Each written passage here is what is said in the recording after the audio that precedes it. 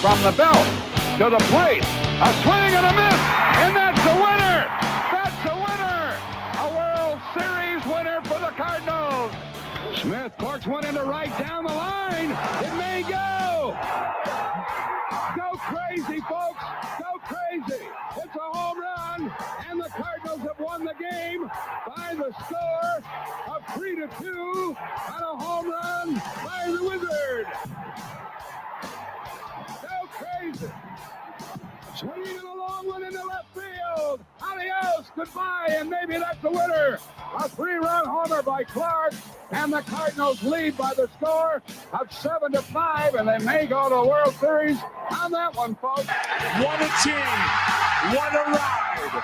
The Cardinals are world champs in 2011.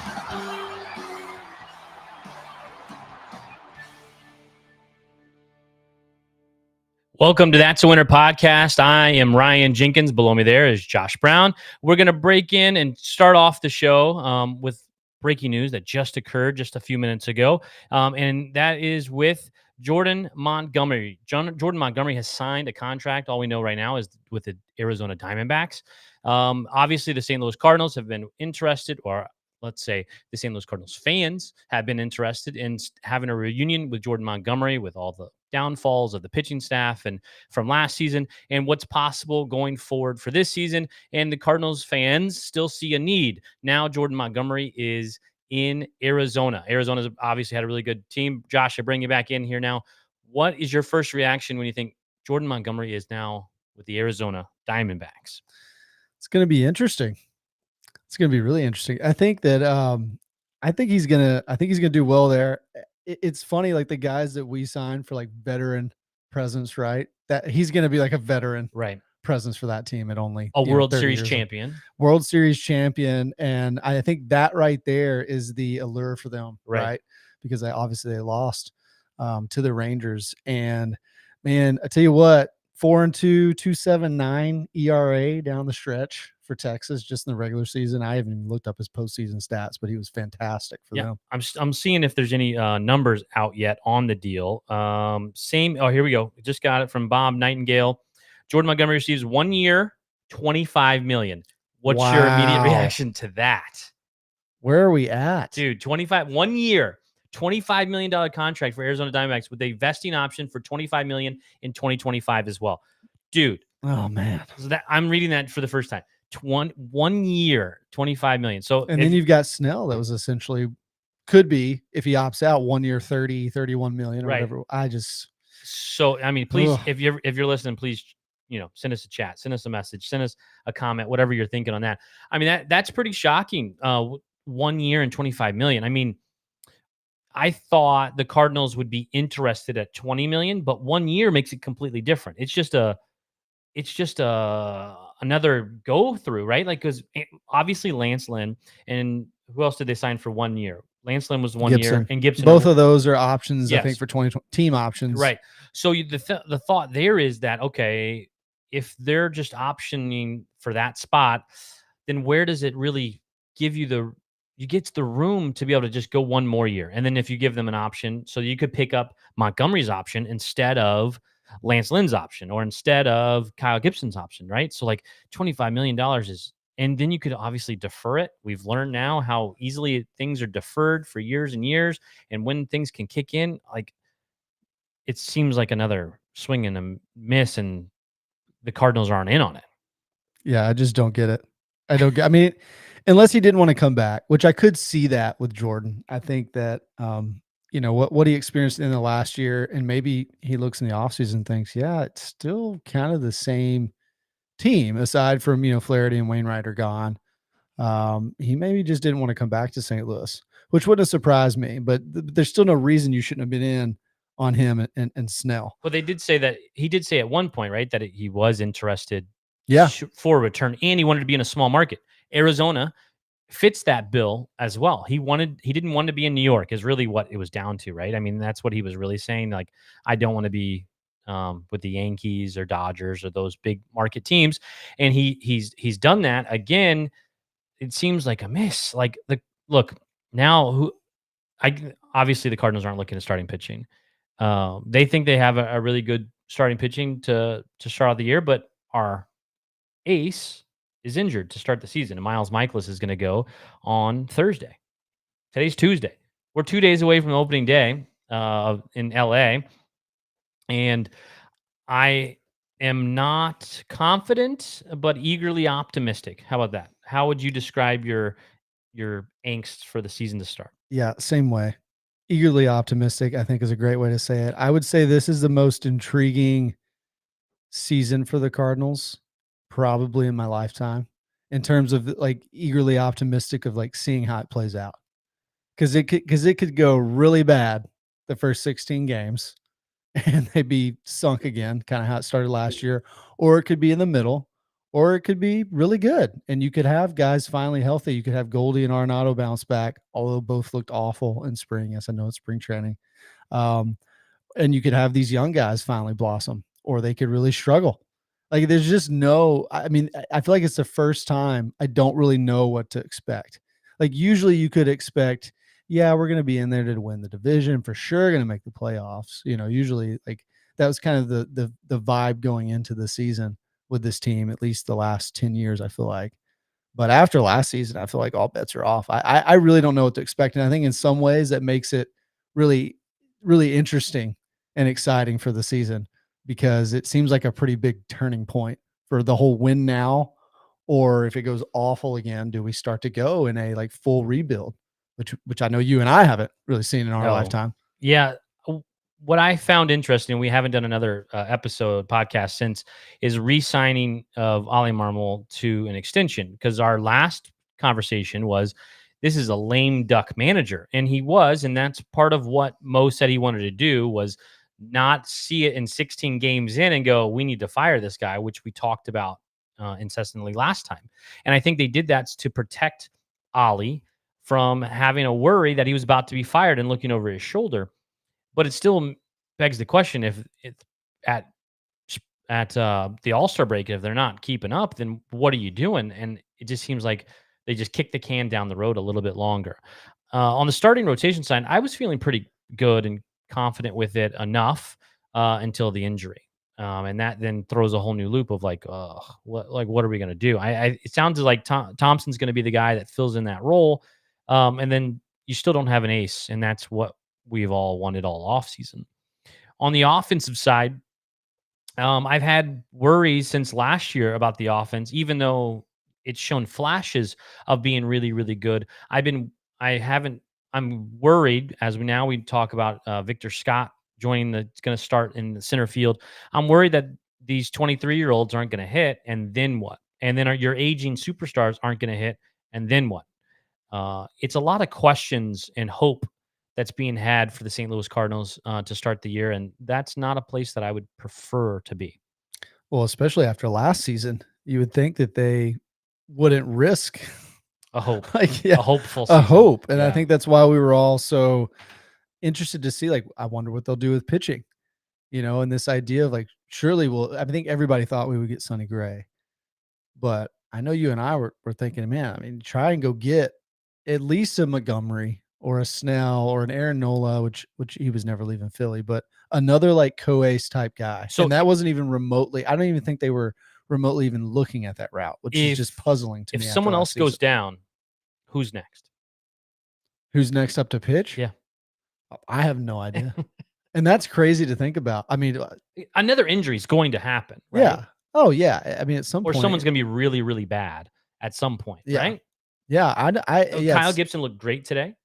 Yeah, He looked his he one looked, start this spring. he looked really good. Hey, I'd rather be this one and Yes. instead of the first one and going in reverse. Absolutely. I'd rather him be trending upward going into the start of the actual season.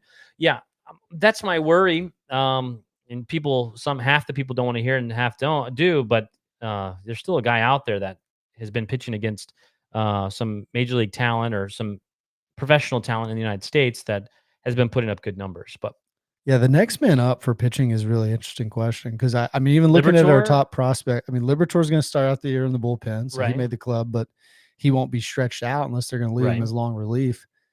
Tink Hintz, Takoya Roby, Cooper Jerpy, those are your next three like top pitching prospects. I don't think any of them are close to being ready. Like Gordon Graceffo, yeah, maybe he might be. He's their number 9 overall prospect. because last year what would have pitching. happened would have been you would have talked about Jordan Hicks, who has had a really good spring with the Giants. Yeah, with the Giants. And then your other option would have been I can't. Liberatore. I mean, he came up some, but he didn't do who good.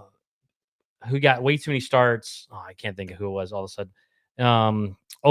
He pitched against in Cincinnati that one year, and he got stood over top of by Castellanos. Oh my gosh! He just left. I know. Sorry, it's just Jake Woodford. Jake Woodford. So that's who would have been your next guy as well. We already forgotten about him. Yeah, he got a lot of starts. Right. So that's my point. Like those are the guys that you would think, okay, that's who would have. But we don't even have that guy, really. Right. There's not that guy that, okay, he's done it before. We can just throw him into the start. Now we're talking about, I guess, throwing Liberatore in the start whenever you need the next guy. Because people kind of thought, I think the conversation was, okay, if Matz is really bad or if Lynn is really bad, then you move them into the bullpen and then you have some of these starters jump in. But now we're already light on the starting side. And we have quite the interesting setup in the outfield. So let's talk about Victor Scott. Okay. We thought he should have made the team anyways, right? Especially with Nootbaar and Edmund hurt. Right. We just thought that was going to be the case. And then Dylan Carlson, who has had a decent spring batting. Took off the last couple of weeks for sure. Yeah. And so that's why he obviously won over the starting position. There's a bad injury collision in right center field. Jordan Walker takes him out at the knees. I even saw some conspiracy theorists today saying that Jordan Walker and Scott are such good friends. He did it on purpose so that Scott could get on, the beauty of Facebook groups, so he could make the team. But now Victor Scott looks like he's going to be starting center fielder for the St. Louis Cardinals 2 days from now. In 2 days from now. And he joined the team in Phoenix today. Played a couple innings toward the end of the game. Did he get in? He did, yeah. So, that's a wild turn of events from the disappointment of not making the club to then now you're going to be starting center fielder for the St. Louis Cardinals. Most exciting for him, I know you're most excited about it, is his ability on the base paths. Yeah. That speed, I mean, we were just saying, I've never seen that in our life. I mean, Bader is probably the last guy, maybe with that kind of just speed, but did not have the stolen base prowess of being able to still had the speed. We saw Bader score from second on a sac fly in center field in the first 2 years. He had the speed, but was not a base stealer. But you said that Victor Scott is faster than Billy Hamilton. Yeah, I mean, metrics wise, he's like in that tier, up there with the fastest of the fastest, like Billy Hamilton several years ago, Trey Turner, those very fast, lots of stolen base guys.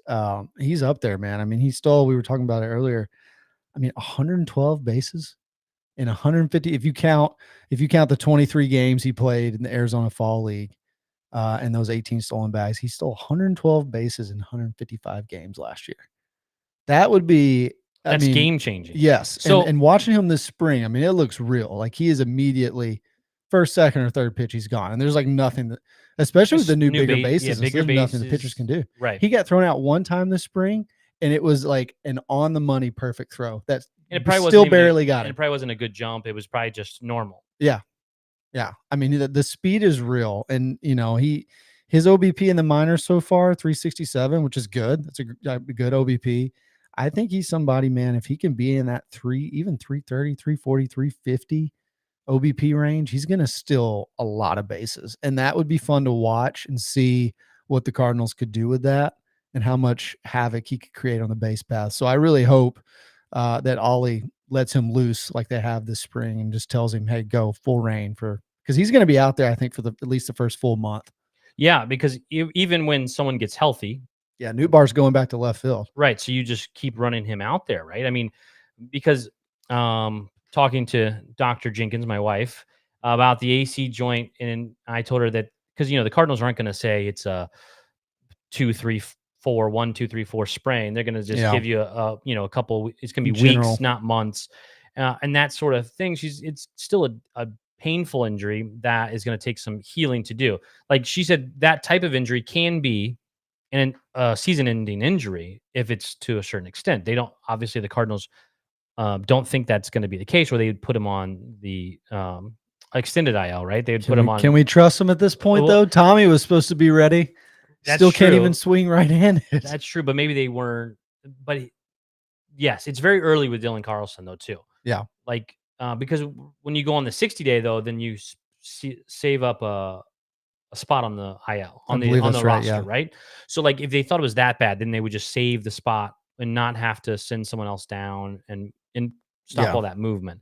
And my wife says, that's very possible that it can be that type of injury, but it's all about the grade level of the actual damage done to actually figure out how bad it is. Yeah, Derek Gould did have a tweet earlier today saying that Cardinals official says Carlson's absence will be weeks, quote, not a matter of months. But again, I feel like we've heard these things from the Cardinals before, right? The Tommy Edmonds surgery at the end of the year was like a pass off. Like, yeah, he had no big deal. It's like, well, why didn't he do this in June or July? Get the surgery? Why is this randomly happening? It's like he played through it and they kind of didn't even disclose it for forever. Donovan. Yeah, Donovan was same idea that needed to have surgery. I mean, there's a lot of question marks that have developed on the offensive side, which I wasn't very excited about last year. Again, I love this youth movement, but it's all about when you're depending, like the Atlanta Braves have done that similar thing where they're whenever their youth has proven to be very, very good, they sign them, they extend them, they keep them intact. Yeah. But they've come out and been really, really good players immediately. And they've had guys around them, Freddie Freeman, Ronald Acuna Jr., that have like the pressure's not on them. So like you've got that side where the pressure's not on the youth as much. And so they maybe can relax to perform. Or you've got the Diamondbacks who it's all youth. Right. But there's no expectations to win. But there is now. Well, there is now. But like last year, they're making it, they're just blowing through the playoffs. I mean, those guys, the pressure, it's like, hey, let's see what we can do. Nobody thought we would be here. So I'll be really interested to see how the Diamondbacks do this year, maybe now with higher expectations from their fan base. Pressure. Absolutely. I mean, that's a big part of it that they're not used to. They haven't experienced. Now they won and they got to a certain point. Then what happens to those expectations? Let's move and talk a little bit about how the season's going to open with the Los Angeles Dodgers in LA to start the season. And there's a little drama. I don't know if you heard. There's a little drama that's starting out in Dodgerland. Now, I said before all this that I didn't think the Dodgers were going to perform as well as everyone thought, similar to the Mets, just because now talking about expectations, it's World Series win or bust for the Los Angeles Dodgers. Gotta be, yeah. And so you're putting together some guys that have never played in the MLB, Yamamoto being one of them. You also have guys that haven't won, like Shohei Ohtani. And then you throw in this, I don't even know this grenade of news with drama. And I think this is, if the Cardinals could just play all the games right now against the Dodgers that they have to for the year, just put them all in right now, this would be the preferable time to play the Dodgers. Might not be bad, yeah. I mean, it'll be interesting to see if Shohei is distracted by this at all, if it affects his performance. I don't know how he couldn't and how the team can't be. Like you're talking about, I don't know, $700 million man? Yeah. That could have all of a sudden still all of a sudden just be banned from baseball. Right. It's a distraction either way for him, because if he's guilty of it, then that's weighing on his mind that like I'm almost done, which I don't think I'm conspiracy enough to think maybe that he was actually guilty of it. But even if it is very strange, even if it is, he was completely, bamboozled and this friend did this, that's still a huge distraction. I mean, this is a guy that's been best friends with him since he was, in Anaheim with the Angels. Did you see what Dave Roberts said today? I did. Yeah. About Ipe's the translator being gone now. Yes. And so that his absence, there was always like a buffer. It's difficult at times having to communicate with his translator as the middleman. But okay, that's still going to exist today with the new translator. But is Dave Roberts saying that he was keeping him away from Shohei? You know what I mean? Yeah, difficult at times having to communicate as a middleman and hoping this leads to more direct communication. I mean, that line there at the end, more direct communication, sounds like it was difficult to get him to translate or get him to like be able to have like the conversations they need to have with Shohei, which maybe it's because he was stealing his money the whole time. Well, he was too busy gambling. Here's a big part of it too. They said there was media requests and different requests to talk to Shohei as this news was starting to get out there, and he didn't relay those messages to Shohei for obvious reasons. Now we know for himself, but like it's a very weird dynamic, and we know that Shohei can speak English somewhat. He's not completely unable to do so. I think he has more of a He's hard. been in the States 8 years now. I think he has a 8 or harder 9. time comprehending it than speaking it, if that Right. makes sense. But there's so much drama to that. Like we could do an entire podcast on that entire thing. Like I don't understand how I don't even know what he made. I think it was like $300,000 to $400,000 a year. How does that man get a $4 million plus line of credit? Right. How does that man get access Well, to your bank account? supposedly it wasn't his line of credit because it was Shohei's account on the transfers. So this bookie, who was obviously illegally doing it as well, for whatever reason, didn't ask questions and was like, "Well, if that's who's bankrolling this, believes it's Shohei Ohtani. Like maybe this guy's going to get brought down too if it's illegal gambling. This guy's Right. going to get wrapped the up into bookie, it, yeah, and so he's gonna dump on Shohei if there's anything there as well. yeah." And I think that's when we'll know if Yeah. it was actually something with Shohei. I think that would come out then. But look, I know the Japanese culture is different, man. I mean, I read an article earlier today about. I mean, his mom was managing his money when he was in Japan. It's just there's a different trust level, I think. Maybe call it, naivety, like just being naive. I could see that with that culture, especially with your tight-knit group, your family, your close friends. Maybe there's a different trust there that's just not, not in the way that we have here. I still don't know how you don't know that much money is going missing. I that's not to me because he makes so much money. That's a little different to me. That's like, true, yeah. He makes so much money that And he's got the endorsements. Yeah, He's so busy. He's bringing in hundreds of million a year. Like 4 million is nothing to him. It's me. My thought is more of how does he have access to spend all that money? Right. Why does he have access to shouldn't even be be any- able to wire transfer money? He's not any of your any one of you. He's not that inner circle. He is very inner circle personally. Their wives were really close friends. Like they were really close friends. They said during injuries and different times, like he would bring food to him. They were really close. So how does that get to that level? It just doesn't make a lot of sense. Now, again, I don't know much about. I gamble here and there, sports betting, but not really. Like I'll make I hit a golf thing for like $1,000, and then I bet on that same amount of money for the next year. Like, Right. You know what I mean? Like I just that bankrolls it. yeah, bankrolls Yeah. it and keeps going. Like, so someone said that in his initial statement, that he was a really bad gambler and he realizes that and he has a problem. People in the know of gamblers say no gambler would ever say that.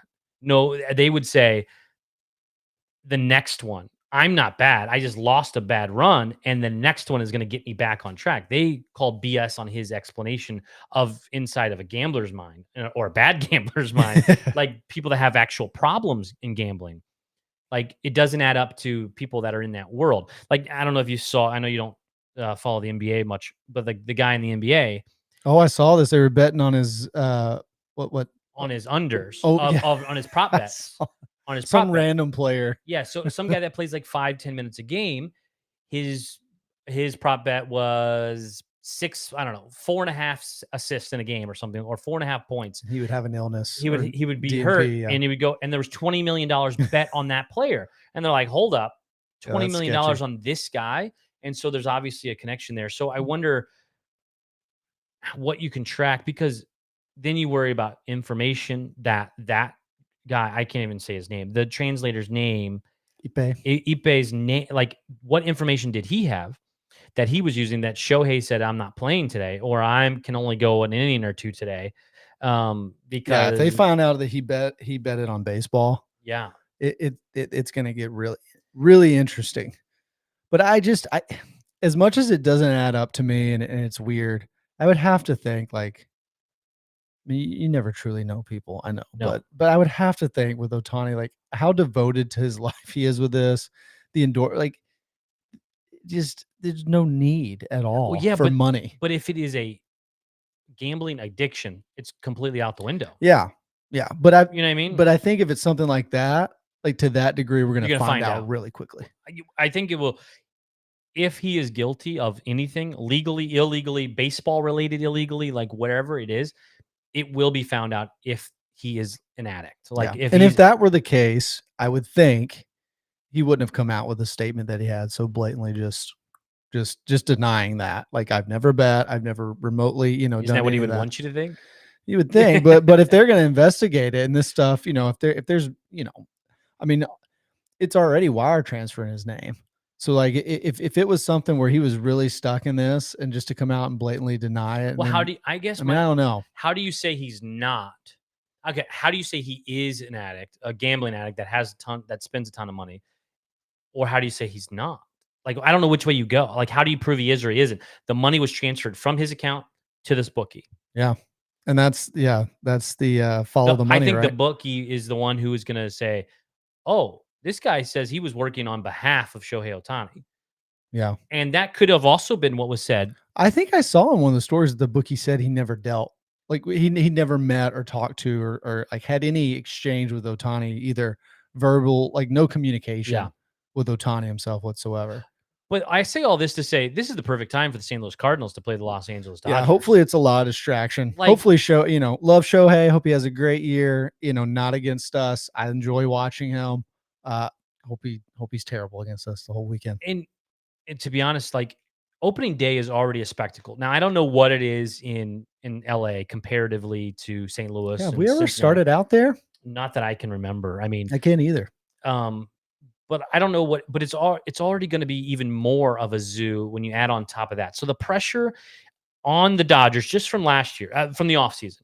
You sign all these guys, you spend the most money ever, right? Billions of dollars spent in free agency, and then you have these things happen. The pressure is going to be unrelenting. And so when we talk about the St. Louis Cardinals having all this pressure and that they're going to have in the first 16 games when they have a really, really tough go of it, what's going to happen? Well, what's going to happen in the Los Angeles Dodgers have a tough first month of the season.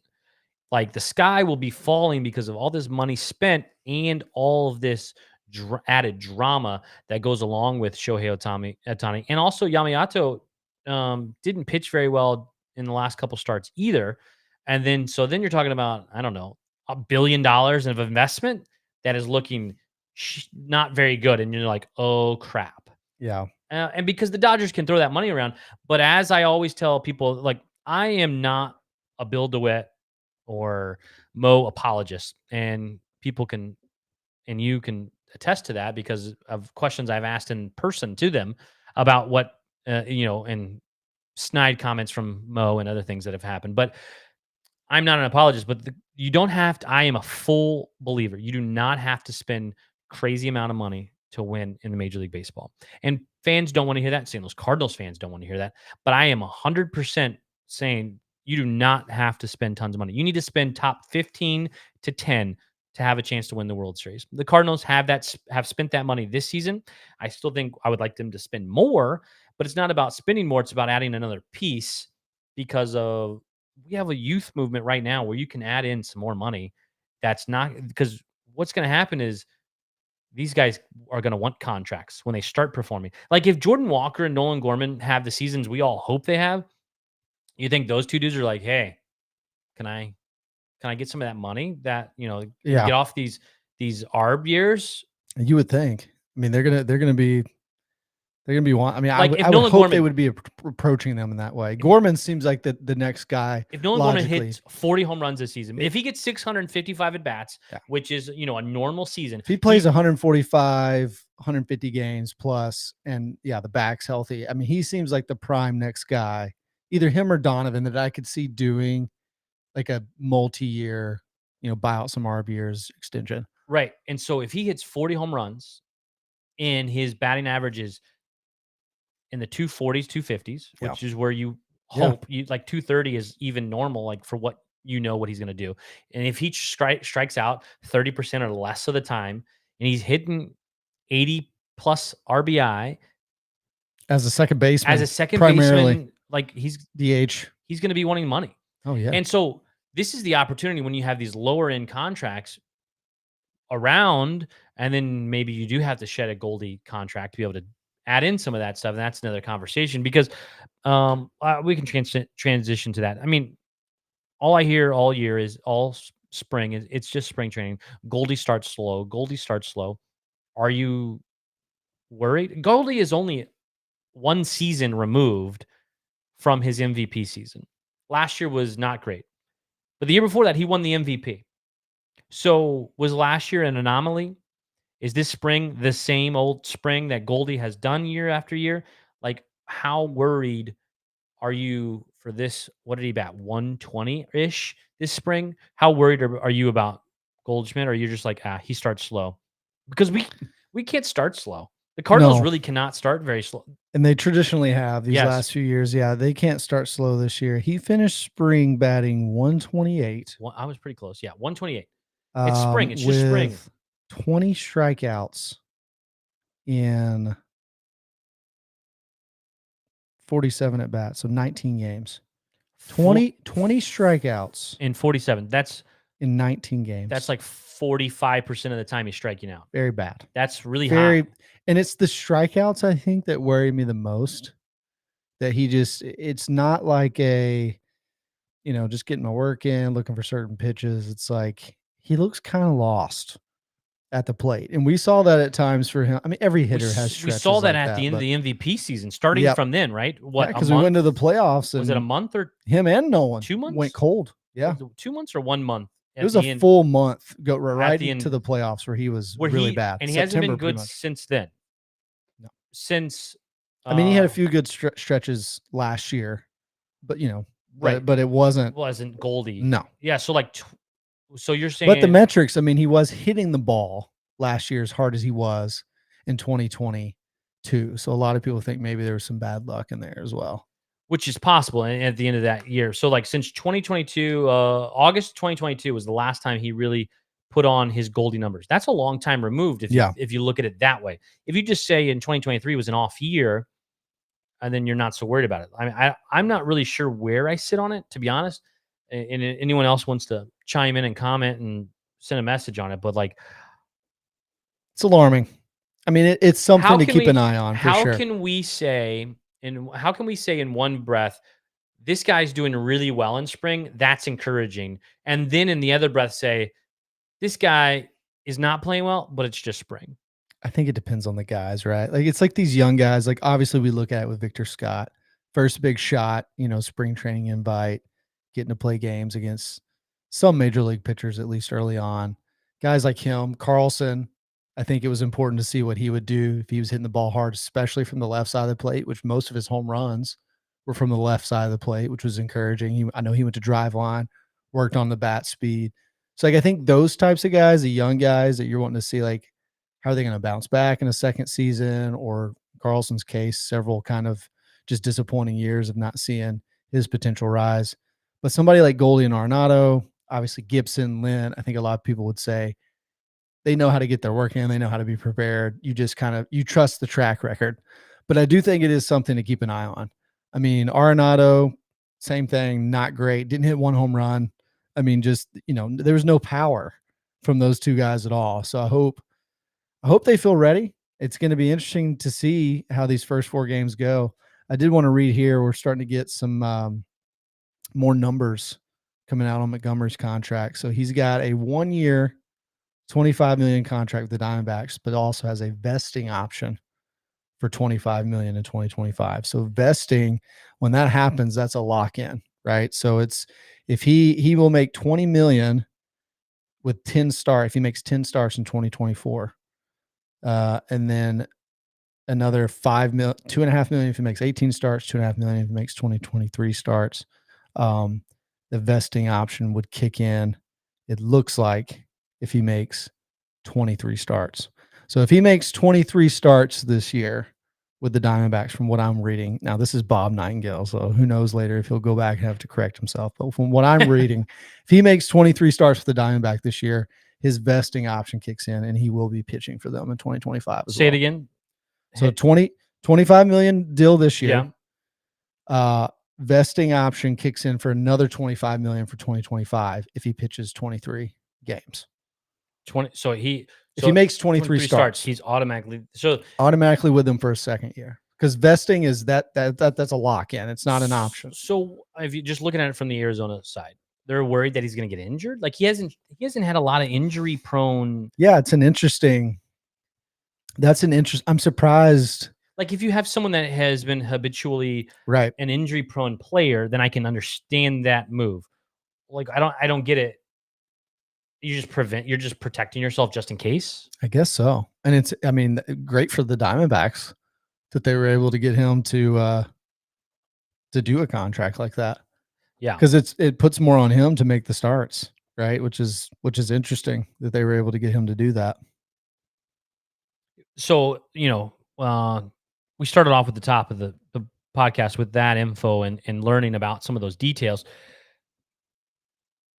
Just so even more, the vesting option, does that change your opinion on the deal? It sounds sounds even better than for the club. It seems even more club friendly because it protects you if there's injury. If he only makes 15 starts, then you don't have to take him on for another $25 million for 2025. Like if he had Tommy John or something, right? Something crazy, yeah. You get to just dump that. I'm surprised they got him to do that, honestly.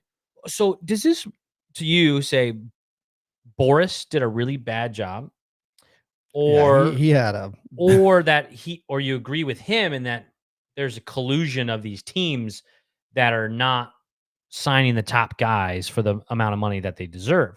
Like, if you go back even last year, there's either been these really big contracts or these bet on myself short-term contracts. And to me, it just seems like the perfect fit of type of deals for the St. Louis Cardinals to get in whenever they're not really sure of and wanting to bet on someone for a long period of time. And these deals are getting so low in cost at $25 million, or even be able to spread some money out over some time. That's what Sonny's making this year. That's what we're paying Sonny. Think about that. I was happy. I will admittedly be happy. The Cardinals jumped into the market, set the market, and got in there and got some players and got some. But if you would have told us then when they signed the Sonny that you could also get Jordan Montgomery for the exact same amount of money in less years, everyone says yes. Jordan Montgomery's not taking that deal back then. Yeah. Here's a new tidbit.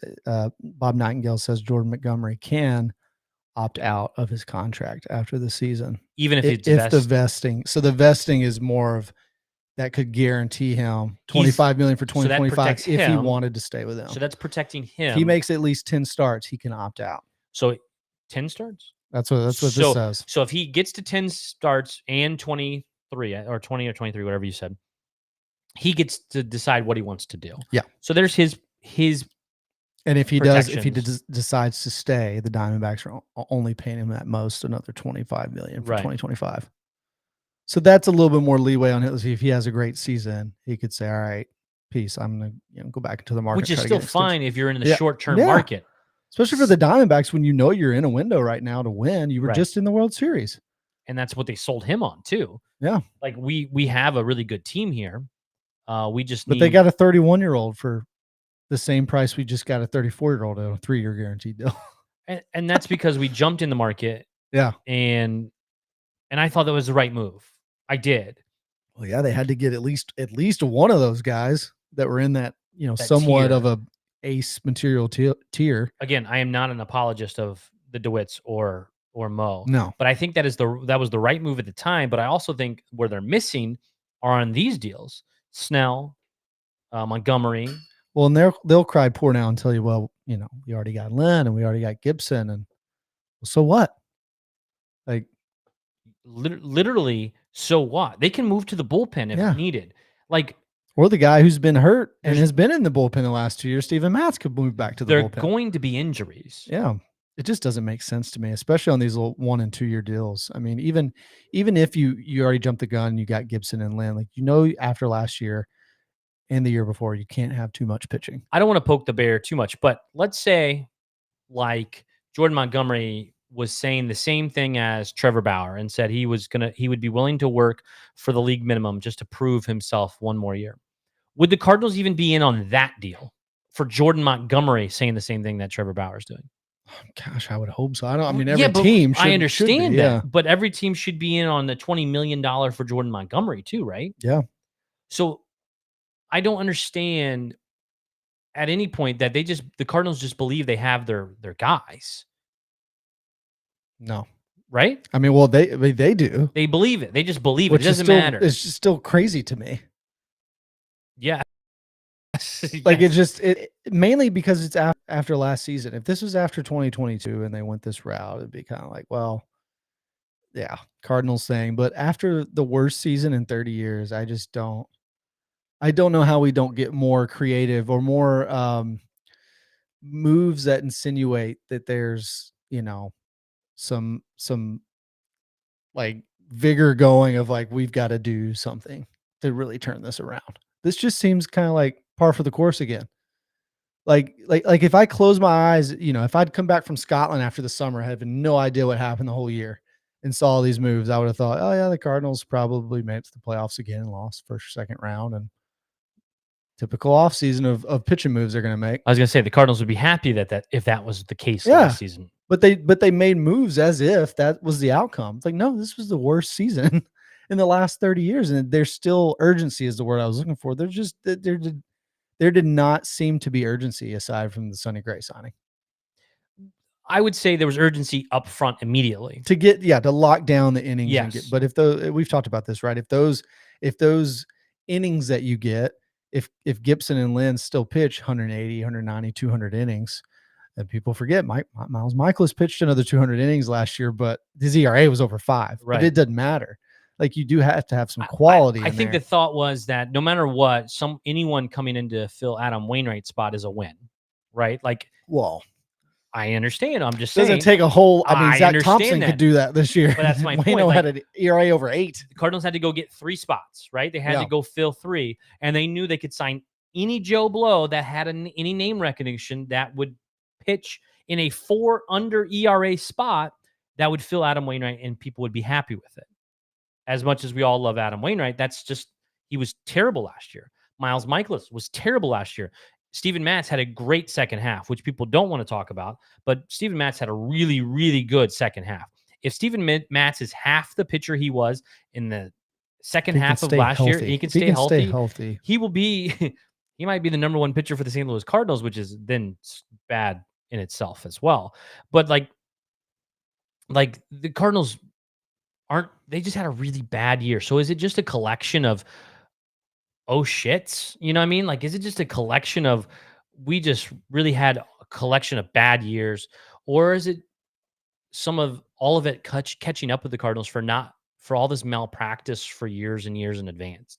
I mean, like you said, they'd been doing so little for years in the past. Is it just finally catching up with them that they could do enough to get by? Again, I am not a homer supporter of them, but I am pretty positive in general, and I would say you are generally negative on that side. But I don't have the confidence. Right now I don't have the feel goods going into the season. No. Yeah, I don't. I mean, mainly because of the pitching. I don't think it's going to be good enough. And then there's just so many question marks with the offense, especially with the 2 big guys that we're supposed to be leaning on again with Arenado and Goldschmidt. Sonny Gray is pitching. I feel fine with the pitching staff. I think Michaelis is going to have a better year. I'm hopeful that Matz has a similar year that he ended with. Yeah. Right? Those 2 spots. It's health for Matz. For me, I think if Matz could stay healthy for a whole season, we could get or see similar to what he did in Toronto before we signed him. Yeah. Which was really good. I mean, definitely like a number 3 type stuff. I think our bullpen is solid. The bullpen, there was, I think Fox or MLB had their like power rankings. Yeah. Our bullpen was ranked on one of those lists as 7th. 7th, yeah, something like that. Could be really good. That could be the biggest plus. There's an injury there right now too, right? That someone is starting. Middleton, yeah, Kenyon Middleton, and he's going to be an important piece for the bullpen. But I think the bullpen is going to be. Look, the starters were bad last year. Their relief pitching was bad. The relief pitching made the starting look worse, and the starting made the relief pitching look worse because when they would go short innings, then we had to use the bullpen even more, and then it got worse. And it was just this whole thing that just kept getting worse and worse. And then the offense never did what we kind of expected it to. So I think when you've shored up those things, my biggest worry outside of Gray being healthy and doing what he's supposed to do is the offense doing what we hope it does. If Jordan Walker hits 20 plus home runs and Nolan Gorman hits 30 plus home runs and Goldie hits 30 plus and Arenado hits 30 plus and Contreras hits 20, 25 plus, Cardinals are going to have a good season. Oh, yeah. You know what I mean? But for all those things to happen and to count on young guys, Mason Wynn is his first rookie season, right? They're counting this as his rookie season. Nolan Gorman is in year 3 or technically his second full season. Yeah. Brendan Donovan is going to be in his second full season. Well, that sounds right. Maybe third for Okay. Donovan. Newbar, third-ish season. Yeah. Health for him. Walker There's in his just so many second ifs season. on health Yes. is the issue with these guys. Yeah. Especially Edmund now, especially Newt. I mean, on the pitching side with Matz. Yeah, there's just a lot of like what ifs. And if many of those hit, on the positive side, I could see it being a really good season, especially offensively. Would you believe if I told you that two of the 5 starters we have were top 20 in quality starts last year? No, all of baseball. I wouldn't believe you that. But I want to take a guess on who those two were that are currently on the Cardinals team this now. year? Yeah. Would it be Sonny Gray? Sonny Gray is one, yeah. And then I would guess Kyle Gibson. Yep. Those two actually were tied for 20th. 17 quality starts each. That's surprising to me with Kyle Gibson. Look, Kyle Gibson is a decent pitcher, and he showed what he has today. You even said pitching ninja. 9 Ks today and 5 fine. He looked great today. He looked very good today. And look, I gotta admit, I have not watched hardly any spring training baseball. I usually, in years past, I go to Jupiter every single year. And I have done that. I did that for 7, 8 years in a row. And I was really in it, and I do follow along. I check in, I see, but I don't know who's playing who's. So my question is, if you did watch, if you do know, did Kyle Gibson go against starters of the Chicago Cubs? Yeah, both teams had their starters in for at least. Because it's the last game. It was last game. But I know Goldie was pulled after the second inning. No, he was most of the guys that I saw today, because I watched most of that game, were into at least the 5th or 6th inning. I just saw someone say, why was Goldie pulled after 2 innings or something? Maybe he was. I mean, but definitely early on. I mean, the first part of the game, first chunk of the game, it was definitely starters. Some of those strikeouts that he had. So that was 20th in all of baseball for quality starts for those two guys. I was surprised to see Michaelis was up there. Michaelis was, he was 19th. That was only in the NL though. Yeah, that's not great. Blake Snell, Jordan Montgomery, definitely up there. They were up there in quality starts. Yeah, that's what's going to be the thing for me. I think if Lynn and Gibson do what they've done the last 5 years, last year was standing, which was a down year for both. Right. But I think if they do what they've normally done, Gray as well, these last 2 years, then it could be a great season with the staff. But Gray, the biggest worry for me with Gray is this, what was it? The hamstring? No, what was the injury? It was the injury he's dealing with. I just blanked with Sonny Gray. I want to say a hamstring. It's lower body, yeah. It's something like that. Well, at any rate, they were talking. I'd read an article about is the same thing he dealt with in 2021 with the Reds. Same thing. He dealt with it early on, tried to push it, was out for a couple months. Yeah. So that year only pitched 135 innings. And if that happens, it's going to be a disaster of a season for us. And that's why that's why I hope. I mean, it seems like, because he's had this a few times now in his career, he knew I shouldn't throw another pitch. Right.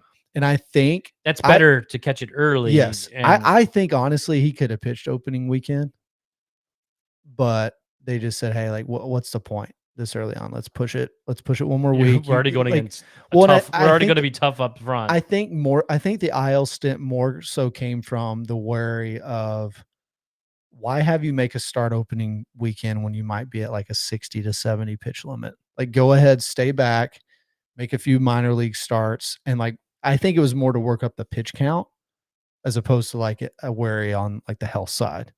So that's the good side of that. But it's just, I mean, that's one of those things that could flare up again. You just don't know. And that's why I'm so surprised they went this. Every starter they signed was 33 or 34 years or older. You know, I mean, like Kyle Gibson, Lance Lynn, if we had signed or traded for one of those guys 2-3 years ago, I think we would be fine with it. Like, I think we'd be great with it, you know, but I just don't know, man. There's just so many ifs with that. It's going to be really interesting this spring. That he's one of those guys I think is a prove it one that's like you want to see him do well. If he can continuously give you 5-6 innings and some quality starts, especially early on, especially these first 2 weeks, that would be very, and it would save. I would think it would save a lot with the bullpen. Tell out that because they want to get to the bullpen quicker because that's going to be the strength. If we could just get 7th inning with these starters, then we're in our bullpen. And I feel pretty confident in the bullpen right now. I mean, it does look like it's going to be a strength. And that was the biggest issue with this year, right? I mean, you had almost every, 89 pitches in the 4th, 5th inning, and they just could not even get through a 5th inning or a 4th inning sometimes. And it just completely wrecked the bullpen and would throw everything off for weeks. So I think if we can get some quality starts out of those guys and they can give some quality instead of just quantity on those innings, then I think we're going to be fine. I do like the veteran presence. In fact, they've been there. Obviously, Lance Lynn, playoffs over the years. Sonny Gray's been there, although you could argue he hasn't really gotten it done in the postseason. Those numbers aren't there, which is another reason to bring back Montgomery. You just saw him do it. He's done that 2 or 3 years now. And like the guy you want, Gray, Montgomery, and then Thompson.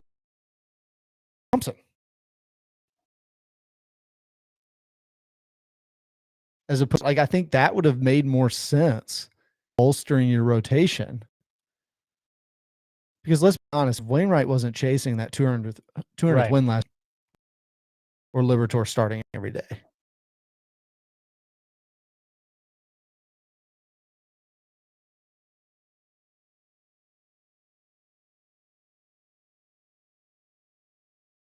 Hundreds of people watching currently.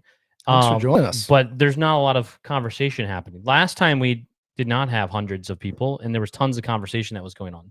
So if you have questions or any comments or anything like that now, you can comment it, and it should pop up on my screen. You may be commenting, and maybe we're just not getting it because it all feeds to one funnel from different avenues. I can tell there's not tons and tons from Twitter. It looks like maybe it's coming from a different source. Maybe there's comments coming. I'm just not seeing them. Maybe Facebook or YouTube. I'm not 100% sure. But what I want to show is we have a T-shirt that has come out. Official podcast T-shirt now. With official T-shirt through Breaking T. I don't know if it's up there or not. So, but it is, if you go to our Twitter, there's links on everything on our link tree for every source that you can find us, that we have the ability to send you the link to purchase our shirt. I want the shirt.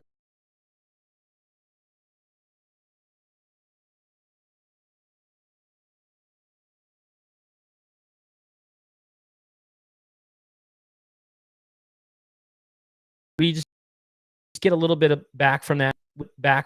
I think it's like 10%. It's not a great deal. There's not a money that we're making. Trying to pull up the shirt. I'm just trying to load it into load, but I don't know if it's going to work for me. It's going super slow. But you've seen some slow. Make a little bit. It's not really making the most from that adventure, but it says Josh is sharing his screen. Yeah. Try to share that. See if that'll pop up. Going to now it says connection lost. So and I don't know it's what's happening exactly why it's struggling, but it's struggling. But we'd appreciate it if you want to check out the pinned tweet on our Twitter. There, and on our Twitter, there's a pinned tweet that has that T-shirt and all those options. Oh, it's finally loading actually over here. But anyways, if I get to load it up, I'll put it there. Please, it's showing on that screen over whatever. It's over there on our delayed stream. The point is, please check it out.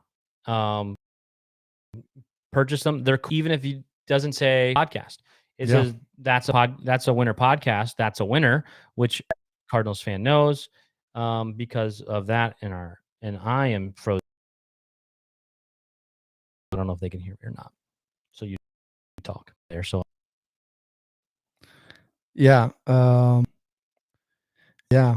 If you can see the on our shirt there, those turned out great. It's like you're still live for me. It was a little bit of a glitch. I was off of the shirt, everybody. Well, I finally loaded it, and I think that's what was the delay. So I hit show.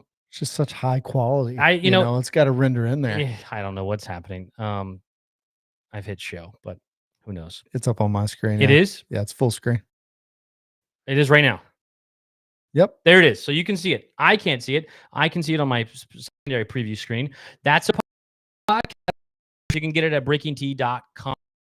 /that's a winner pod, I do believe is our link for that. But again, it's on our Twitter and other places. It's a cool tee, women's tee, and hoodies. So check it out. We would like it. We would like for you to purchase it. If you see someone wearing it in a ballpark, it could be Josh or I.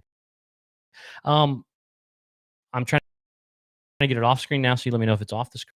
Last year, first time I was recognized as someone from the podcast of this podcast. Oh, and our views just keep going up. So people, I don't know why more people are joining in now, but someone recognized me and said, "Hey, don't you have a podcast?" And I said, I do. I do have a podcast. Famous now, which is exciting. So if you see someone wearing that shirt, it's probably Josh in a t-shirt. Or Paul DeYoung, one of the two. Say maybe we can get Paul DeYoung in one of those. A doppelganger. I'm checking chats. I don't see any missing the conversation, but there's tons and tons of people out there watching. So they want us to keep talking about something. So let me ask you about Nolan Arenado. There was a list done just recently about the best third baseman in baseball. Nolan Arenado's name was not brought up at all. Like, well, that's kind of crazy. I want to say it was John Boy Media, which I love all their stuff. John Boy it wasn't John that was doing the conversation, but this guy had said pretty much he listed all the pros and the cons of different third basemen. And he said, Austin Riley is by far the best third baseman in all of baseball right now. And the other guy said, well, what about somebody else? I can't remember who it was. And he goes, yeah, but if I'm starting right now, it's Austin Riley. They didn't even talk about Nolan Arenado. Now, Nolan Arenado, for the first time in 10 years, didn't win a Gold Glove, right? Right. We have the same conversation that we had about, but is there any worry you have because of this spring, because of Nolan Arenado's spring that he had? I think my worries are probably more offensively than defensively. I think because there was a whole thing earlier in the year where he had a bit of a dead arm and kind of started to realize, okay, I'm not a spring chicken anymore at 27. It's 27. I can't, 25, whatever. I can't be making 100 throws a day or whatever it is. So I think it seems like he's adjusted that now to figure out to save that arm strength. But I think it's crazy not to have him in a list. I mean, even MLB Network and their top 10 now had him 7th. Well, which still might even be a little low. I mean, if we're talking about defensively, there's no one else I want more at third base than Nolan Arenado. No. Because there was a stat, I can't think of the stat because he still makes those what no one else even gets. That's that. I don't know. There's all this analytical data out there for all these different things, and one of them is like plays that other guys don't make. And Nolan Arenado was by far the number one player in that category. I think he gets a lot of flack for his defensive because it's kind of like Albert Pujols when he just kept doing 100 RBI and 30 home runs every single year. You expected it, didn't. Yeah. Or even in basketball, LeBron James, he's that good all the time. Well, that also broke a streak for Arnold too, not reaching 30 home runs and, and 100 RBI. Like whenever guys get to a certain echelon of player, you expect it. And when they don't do that, then you don't think they had as good a year, even though they were still better than everyone else out there. So again, I would put Nolan Arenado defensively over any other other third baseman. Now, Key Brian Hayes has done really well. He for won the Pirates, Gold Glove, and but he still doesn't make the plays that Nolan Arenado does, and that's not his fault. That's just Nolan Arenado can get to balls that no one else can. He makes smart, heady plays that which allows room for more errors to be made too if he tries to reach them. Yeah, I mean, look, Austin Riley, I do know just watching him some. I've got some friends that are Braves fans. I mean, all around, he might be all around the best third baseman right now, which is fine. Him, Jose Ramirez, and Manny Machado. I think that's who the top three that MLB Network had. I think him and Jose Ramirez, especially offensively, they definitely top Arenado right now offensively. I mean, Austin Riley had 37 home runs and 100 something RBI last year. I mean, he's been fantastic offensively. Same thing with Jose Ramirez. And both of those guys are still plus defensively as well. They're not Gold Glove caliber, but they're definitely, no slouches defensively. But I think it'd be crazy to not even have him in a list. Like, didn't even mention. He wasn't even. Yeah, that's crazy. There wasn't even a conversation with his name a part of it. Like, that's a bit silly. Wasn't even a thought. And that makes me think Arenado year. By his standards. By his standards. What you expect out of him. And so I think this is the year, if he doesn't have a good year this year, that's when I worry. Because if he's on a revenge tour type season because he had a poor year and he doesn't have a good year, then that's when I get some worrying that goes on. Because his defensively, he's going to be there. His arm strength and the throws that he makes is still going to happen. If he's not hitting, upper 200s and 100 RBI-ish, that's when I'm worried. But if he can hit how he's supposed to hit, gold hit, and then these young guys are hitting the way that we get think it together, Nolan Gorman gets 600 plus at bats. I think Walker turns a corner, maybe becomes a 25, 30 home run guy. The Cardinals have a really good offensive. Okay, speaking of John Boy posted this story about Nolan Gorman's back issues. Did you see this? The popcorn stuff. Popcorn. Well, real? John Denton wrote about it at the beginning of spring training. This is real. For some reason, I don't know if John Boy and them caught on to it or somebody, told him, hey, did you see this article? Because that came out really early in spring training. Okay. It was kind of this funny, okay, obviously that's not going to make the biggest difference probably on his back, but it was a quirky little thing that he talked to Denton about. So Denton, he really said this. Yeah. And Gorman really said that. He's like, yeah, I stopped eating so much. If this was actually hold on. If mitigating this, maybe these people don't know. Maybe the people. So Nolan Gorman, again, I didn't know I didn't even know if this was satire. Okay, so it's real. I sent it to my wife. Again, my wife, the doctor in that realm of backs and knees and all the injuries, and she also loves popcorn and she also loves Nolan Gorman. So she said, "Is this real?" Was the first thing she said when I sent it to her, and he says that he switched. Do you have the quote or anything? I'm pulling up. I'm trying to pull up the article now. Well, I can pull up the John Boy probably faster, but oh my gosh, I just thought it was fake. So I didn't really think much of it, because I sent it to my wife, so I can probably find the link pretty quickly through that. Here it is. So, Nolan Gorman says switching from popcorn made with peanut oil to popcorn made with coconut oil has helped him overcome his back issues. That's the headline that John Boy Media puts out. And I thought it was a joke, but this is real. He told John Denton this exact thing. And so my wife says, well, the amount of popcorn you would have to consume for this to even be a thought that it would change something is astronomical. So the question is, how much popcorn is Nolan Gorman ingesting daily? And at the ballpark, are they going to have the coconut oil popcorn ready to go for Nolan Gorman? So I found the Denton article. This was Denton published this February 21st. So So early, this is spring training. early on in this is spring spring training. training. Like before, I mean, right as fluffy, games started. fluffy piece. Oh yeah. Like best shape of my life kind of thing. Right. Yeah, gone was the same brand of popcorn that Gorman had loved munching on for years in his downtime, and it was replaced with a much healthier version made with coconut oil. The result, he said, is that he's anywhere from 8 to 10 pounds lighter, and his oft troublesome back is feeling better. Quote from Gorman, "I think everything I did helped, and if it didn't, I probably wasn't doing the right stuff. With snacks, you find a replacement for something you love that's similar but better for you. It's also about portion control and not eating too much." So this dude's. I really like popcorn, and there are some brands that are made with better oil. I've never eaten terrible, but I'm just trying to eat cleaner, more organic foods and know what my body needs. Very much a fluff piece. So But hold on. So this dude says he switched popcorn and now that's different. He switched popcorn and lost 10 pounds. Now that is different than him saying the coconut oil from the popcorn is making his body better. That's a different story. But this dude is eating so much popcorn in the off season that he switched the type of consumption of oil. He's lost 8 to 10 pounds from his popcorn eating.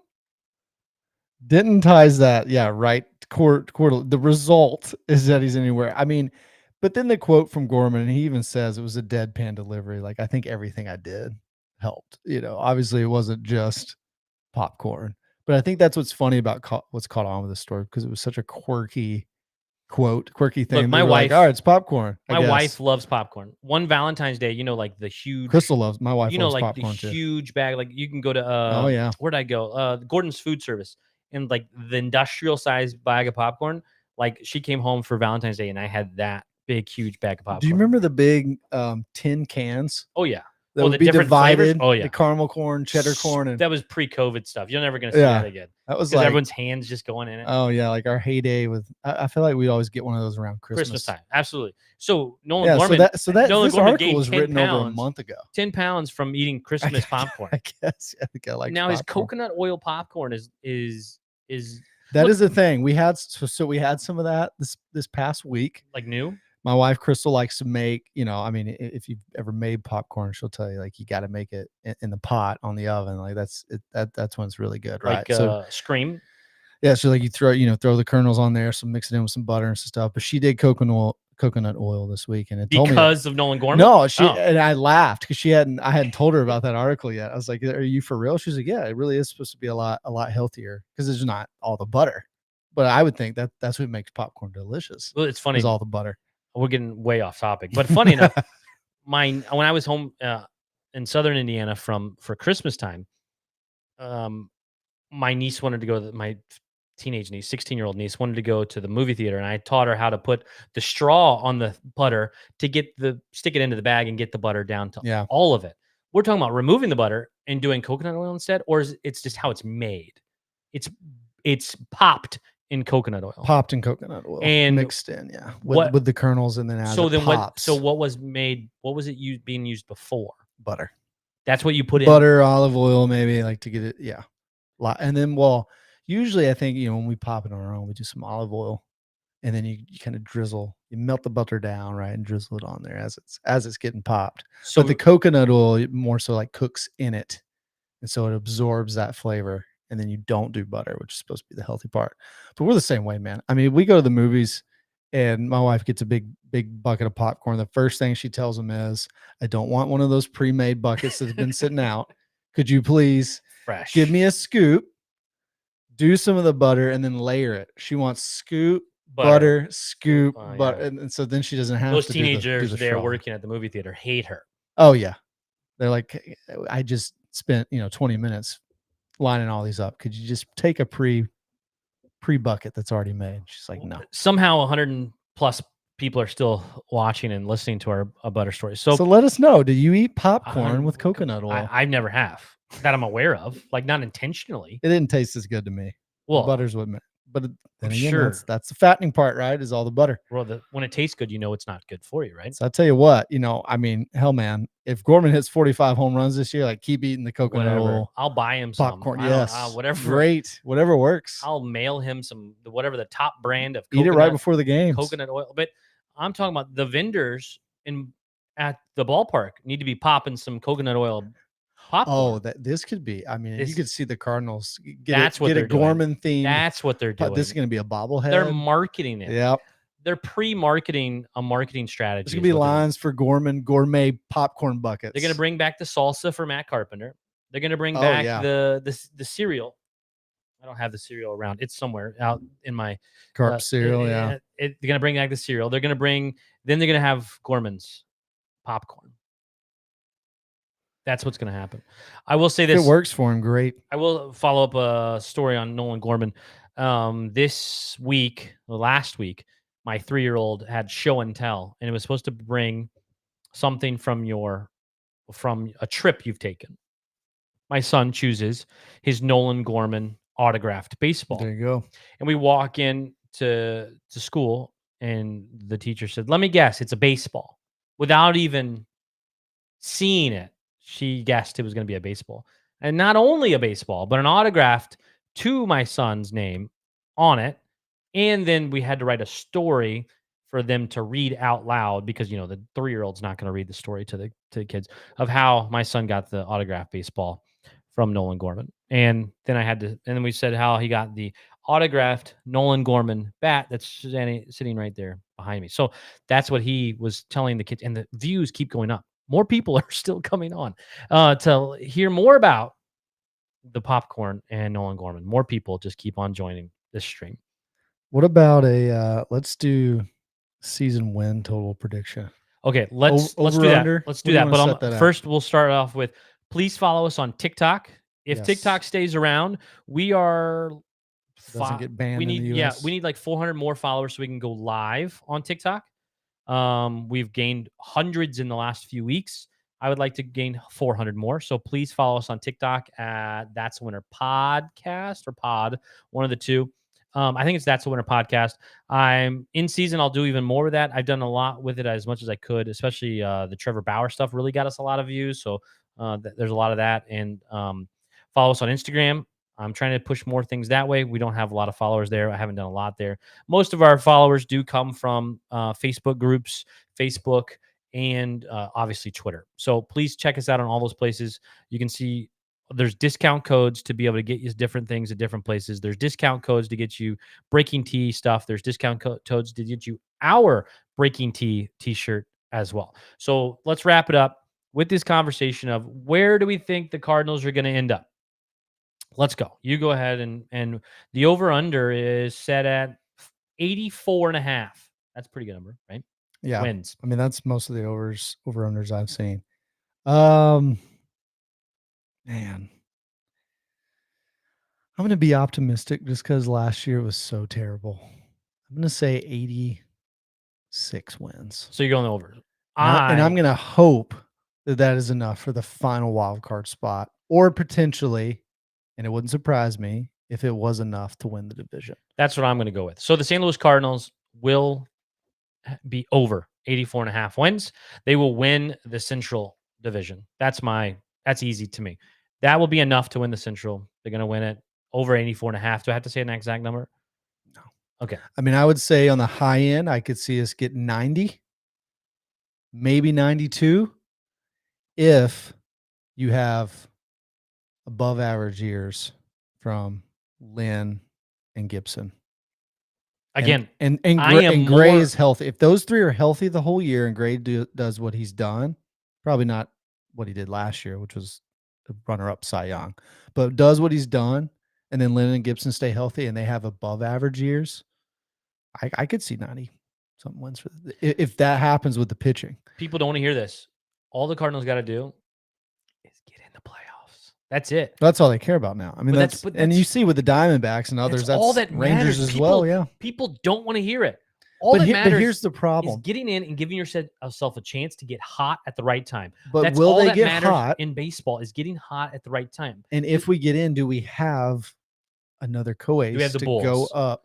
I don't think we do. Now, if we get to the trade deadline and they're doing really well, starting to run off with the division, this is the year. I don't know who it would be now with Cease gone, but this is the year that they would need to Bieber, they need to trade for another guy that could be because Bieber's still a out there, coace. right? Yeah. Yeah.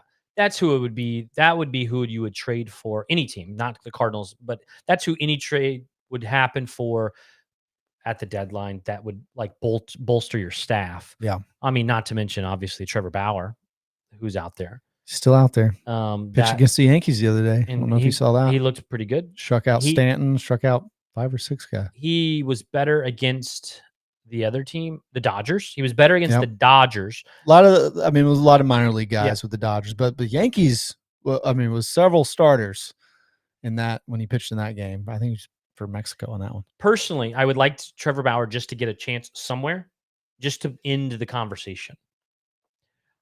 That's all. Like I don't know who the worst team in baseball just gives him an Yeah. opportunity. Even a minor league deal, just to end the conversation, approve it, and see if he still got it. Because that's the part we don't know is if he still has it or not. And I think that he has it. He was hitting 98, 97, 98, 98 the other day Yeah. against the Yankees.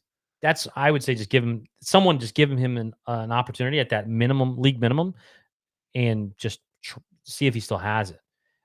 Because that's the I just want the conversation to end. And my hope was that the Cardinals wouldn't be in the conversation because they signed Jordan Montgomery, or they signed Snell, or they signed Nola, or they signed one of these other big name guys that they didn't need another pitcher. But here we are, 48 hours away from the start of the season, and we haven't no ace because the ace they signed is on the shelf. Yeah. No ace at all. So we better hope that when Gray comes back, what is it? It's I think April 8th, 9th. The starting series against the Phillies is supposedly when he's second supposed home, to come back. the second homestand, the second. No, it's still the first homestand, homestand. second series of the homestand. right so, after the Marlins. So the Marlins, that'd be Monday. Yeah, which would be Monday, the 8th, Tuesday, would Wednesday. be Yeah. 8th. I think they're slating him maybe for that Tuesday, maybe the 9th. Did the Cardinals play during the eclipse on the 8th? Yes. St. Louis is probably not in that line. I don't think so. I don't know if anyone is watching. And we're going to the game that Sunday. My family, by the way. Oh, well, so I don't know. We had planned to stay. Yeah, but and you had drive to get back Monday. But you want to see the eclipse. So I don't know if it's that big of a deal. I don't even want to see the eclipse. I just don't want to get stuck in the on traffic. the interstate. So I'm like, now we might drive back Sunday after the game. So I don't even know if it's a big deal in St. Louis. We live in Indiana. I don't think it is. And not this year. They're talking about millions and millions of people descending on Indianapolis area, Bloomington, Evansville, Bloomington. I'm trying to remember the path. Cincinnati, Columbus, Cleveland. The next time Buffalo. one of these is happening, I think, is in 50 years. No, like totality is like yeah, like 21 something. Yeah, it's like 2,100 and something. Yeah, for totality. So I asked that if the Cardinals are playing, but it may not even be a big deal at all there. I don't know because where we are is going to be in the literal path of 100%, like 3.5 minutes total darkness, total darkness in the middle of the day on April 8th. So that'll be interesting. It will be. So that's what we got. There's still hundreds and hundreds of people watching and no comments. So there has to be comments on YouTube and we're just not seeing them. No. There has to. I've seen a few off to the side early on, but they weren't anything crazy. Well, thanks for joining us. Yeah, we appreciate everyone jumping in and watching like the entire time. Like that's cool. I mean, it's a season preview. We don't know what to expect. Hopefully we have some good guests on this season. We didn't do as much off-season stuff because, well, frankly, we weren't very excited about it. And that's usually when we have our best guests, but we will usually be able to get some people on during the season. I hope to have my good friend Brandon Gaudin, who is the play-by-play guy for the Atlanta Braves. Did a great job with that last year. He did, and he's doing college basketball now, and he does the Madden video game, and so we hope to have him on again this season as whenever the Cardinals go up against the Braves for a couple series. In the years past, we've had Katie Wu and John Denton, and I'm trying to think of others that I can't think of. But we also Jeff had Jones. Jeff Jones, who has us blocked now on. Oh, yeah. Jeff Jones has us blocked on Twitter because of the comments that we said we would entertain with Trevor Bauer. So then I learned that almost half of Cardinal Nation is blocked by Jeff Jones. So it's just a rite of passage apparently for that. We had McKernan on as well. Tim didn't we? McKernan. Yeah. Yes, we've had a Dan lot of Dockage. Dan Dockage. We've had a lot of good guests. So we'll try and make that happen. And hopefully, as the Cardinals are good, then more people will want to talk and more people will want to listen. And we'll be able to give some more things away. Well, we gave away the hat. I mailed the hat to the young man in Iowa, I do believe. Let me pull his name real quick. All he did was follow us, and all he did was retweet a tweet. And he won, and here's his name, Hartman Mintz, Meintz. He won a Cardinals hat that we gave away.